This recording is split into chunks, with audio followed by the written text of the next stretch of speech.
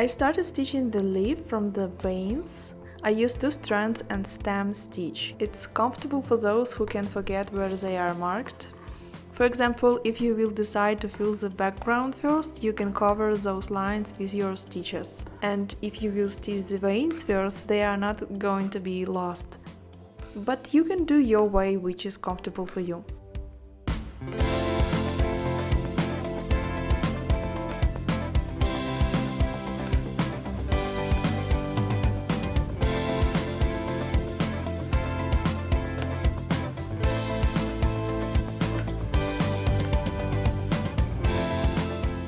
Now I fill the rest. I use 2 strands of floss and long and short stitch.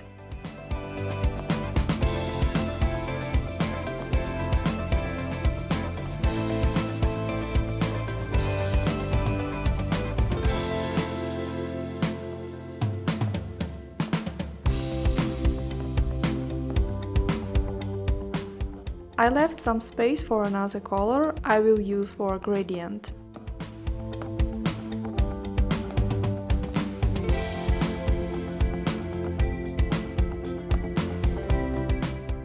I don't do any outline this time because I'm planning to outline it later on top of everything and create some contrast using darker shade of floss.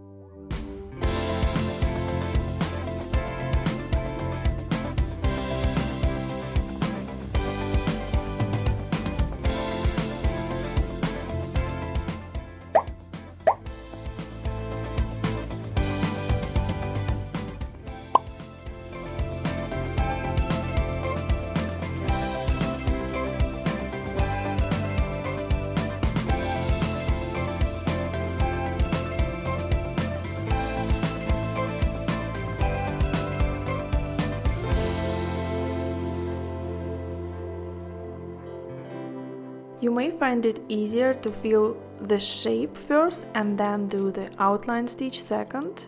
This way you don't need to worry about the sharpness of your borders too much. An outline allows you to hide any uneven edges of the filled stitches by slightly stitching over top of them.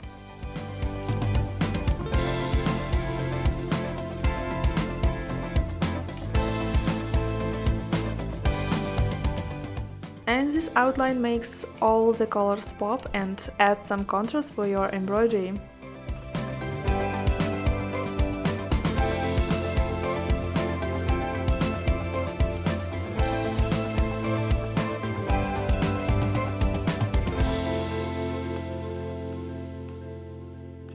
You often ask me a question, why do we need to outline and how to decide if you need it inside or outside, or we should do the both. I wrote an article about it on Patreon and shared my opinion. You can find the link to this article in the video description. But first I would like to ask you, what do you think about it? Which kind of outline do you use, or you don't use it at all? Please let me know in the comments, I would be glad to discuss it. I hope that my tips were useful for you. If yes, so give this video a like and let me know your thoughts in the comments below. In my next video I will be stitching a marigold flower and viburnum. Don't forget to subscribe and hit the bell, and I will see you in my next videos. I want to say a huge thank you to all my supporters on Patreon. I don't have any monetization on YouTube and those videos became possible thanks to my patrons. If you want to join them, tap the link in the description below. Join my stitching club and get all the amazing benefits I prepared for you. Check it out! And of course a huge thank you and a special big hugs to those who joined my fundraising stitching along for Ukraine. I believe that together we can make the difference. Please share your progress shots on Instagram and Facebook under the Peace for Ukraine stitching along hashtag, so I will see it and share in my stories and feed. And invite your friends. Ukraine still needs your support. The war is not over and it's been more than 100 days since it started, and we are still fighting for our freedom and democracy. You can find more information about how to support by the link in the video description below. That's it, thank you so much for watching, bye!